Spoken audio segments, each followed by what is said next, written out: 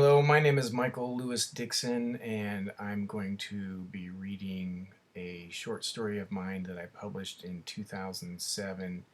Came out in Horror Library Volume 2. See if I can get that in there. I'm not sure if they're available online or not, but it was apt, kind of fits what's going on now, so I'm going to give it a read. It's called H19N1. Please stop coughing. Please, oh please, oh please. But he didn't. Even through the thick bedroom door, each phlegmy bark vibrated off my eardrums. I had already given him twice the dosage recommended on the cough syrup label, but it didn't make the slightest bit of difference. I squinted over at the illuminated numbers of the clock radio, but couldn't make them out. I reached out and patted across the surface of the nightstand. My fingers struck the eyeglasses instead of trapping them. They scooted away, and I heard them clatter to the floor. "Oh, great," I said. With a groan, I pulled myself upright and increased my blind search, this time for the light switch embedded in the lamp's electric cord. More items scurried from my groping fingers. A coin panged off the hardwood floor and began a lazy roll beneath the bed. As my fingers found the switch, the wobbly metallic thrum of the wayward coin sounded like a drum roll before an amazing feat. With a click at my fingertips, a rat-a-tat-tat and a ta-da from beneath the bed, light flooded my eyes with unbearable brightness. Disoriented from the cusp of true sleep, my brain waddled between reality and rumination. Momentarily, I stood on a stage, blinded by a brilliant spotlight. The audience was silent and disapproving. From the back of the theater, a lone, croupy cough was my only applause. A man's figure stood in the darkness of stage right. He waited to take my place. I blinked, shielded my eyes, and sat on the edge of the bed. The theater was gone. Nothing from the flash of dream remained except the continued coughing from the room down the hall. I gingerly placed my feet onto the floor, careful not to step on my glasses. My knees popped when I squatted to retrieve the fallen spectacles and crackled on the way back up. I checked the time. The numbers were clearer now, but still slightly blurred from my sleep-hungry eyes. The digital display jumped from 4:19 to 4:20. Shit. I had to be up in a few hours, and I'd hardly slept at all. I looked at the other side of the bed. Empty. The covers still smooth and undisturbed. 10 months since Allie had been gone, and I still kept to my half. Joshua's cough was a dry bark, each hack a rhythmic punch. He moaned and doubled his efforts. Soon he was gagging between desperate gasps for breath. I yawned and massaged my temples. "Daddy!" His voice sounded pinched between his abused vocal cords. A flash of anger burnt away the web of lethargy. I didn't want to have kids. I told her I was too old to be a father. Allie was young, beautiful, and persistent. I loved her more than my life's work. She promised me the child would be my legacy, a part of me that would continue on into infinity. Looking into her eyes, I could not deny her the chance at motherhood. Now I was alone, frustrated, resentful. Then he began to cry. His weak sobs choked off into new fits of coughing. My anger turned to guilt and shame. How could I be so selfish? How could I feel such hatred? It wasn't his fault. I'm the one to blame. Me? Me and his mother. I got up and walked down the hallway to his room. Each step extracted groans and complaints from the floorboards. I pressed my face to the window and looked inside, but it was too dark to see any details. I flipped the switch on the wall and his room flooded with flickering light as the overhead fluorescence warmed up. Joshua scowled and plunged his face into the pillow. His thin 4-year-old back shuddered with each muffled cough buried in the depths of the down-filled pillow. Dark, curly hair, almost the polar opposite of his mother's and my own, fanned out about his head. The intercom was cool on my fingertips. I pushed the button. "Hey, buddy. Not feeling any better, huh?" His only response was a continued dull hacking that escaped harshly when he looked at me. Dark eyebrows knotted above scrunched eyes. He shook his head. "No," while tears streamed down his face. Finally, catching his breath, he began to sob. I know, I said. "I'm going to get something that'll work better than that stupid old cough syrup." It had gotten worse so fast, quicker than I'd expected. I went into the bathroom and opened the medicine cabinet. A row of vials were scattered on the top shelf. Standing on tiptoes, I peered closely to read their labels. My life's work was displayed in each vial. I thrilled a bit to see them aligned so. The H19N1 was my museum piece, the recreation of the 1918 Spanish influenza.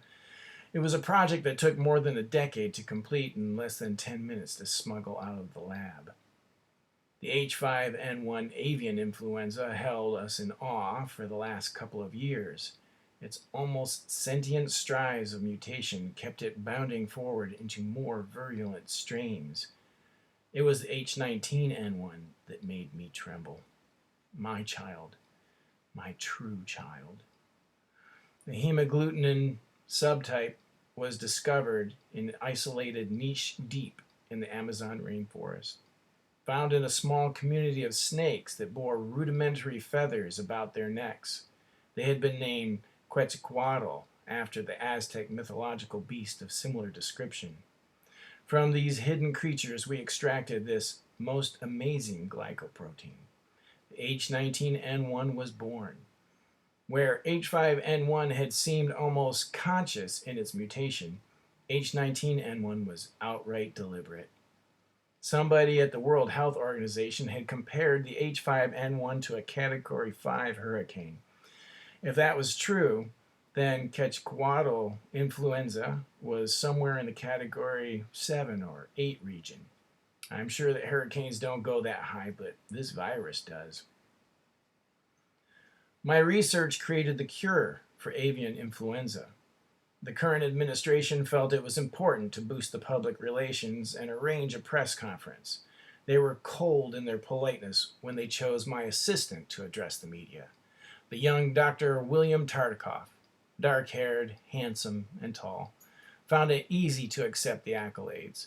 The people adored him, and be damned the truth, he was their savior. I reached past all these and grabbed the last vial. Codeine. From the left drawer, underneath a pack of disposable plastic razors, I retrieved a 3cc syringe with an 18-gauge X3-point needle sealed in a hermetic wrapper. I pulled my lab coat from its hook on the bathroom door and put it on. The biohazard mask with the antiviral saturated N95 filter rattled when I brushed against it. I placed the items in one of my pockets. One last look about and I added a bottle of alcohol and a handful of cotton balls to my collection. I reached for the mask but decided against it. What did it matter now? Today was the day of the wedding. Everything was happening now. I pulled the door open and the mask clicked softly against the tiled wall as I stepped into the hallway. I unlocked Joshua's door and entered the room.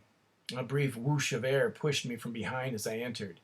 My chest felt tight as I walked to his bedside and realized I'd been holding my breath. The room was musky with fever. As I sat, the disturbance of my weight sent him into another bout of coughing. I averted my face and waited for him to quiet down. I felt like a spectator as my hands moved with the knowledge that was written in their nerves. Each performed mechanically as they went about their task of prepping and administering the injection. The effect was rapid and comforting. Joshua coughed a couple more feeble and weak grunts, but then rolled over and drifted off to sleep.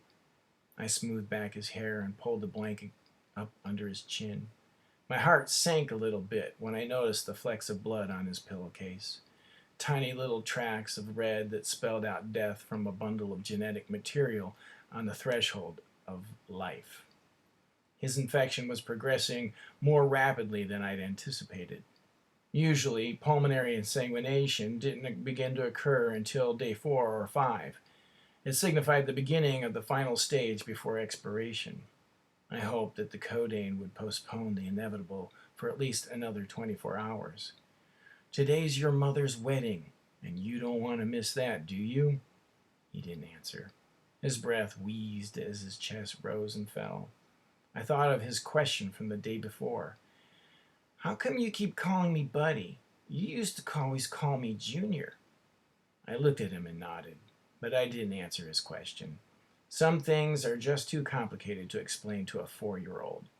How do you tell him that his mother only married you to get your Nobel Prize seed, to breed with you like you were some kind of champion stallion, that she'd already had another younger lover, how she'd thrown that in your face the day she left you, but you wouldn't believe her, how you fought her for custody of a child you weren't even sure you wanted to begin with, how after using your personal contacts at the lab, you found out that child wasn't even your blood after all. No child, no son, no legacy. How do you explain the ruin of a dream you didn't even know you'd had until it was ripped from you? You don't. You turn to your life's work for solace. You turn to the only thing that makes some sense. I told your mother that I had forgiven her. In a way, I have. I told her that I had a gift for her wedding day. I said that I would no longer contest the custody, and I was giving her my only child. I leaned in close and kissed his sweat-soaked black curls. When you see her, you make sure to give her a big hug and a kiss. Kiss her on the lips for me. I moved within an inch of his open mouth. His breath was warm and moist. I inhaled deeply. Give her the gift of my life's work, my legacy. The end. I hope everybody's doing well out there and taking care of yourself and remembering to keep distance and wash your hands.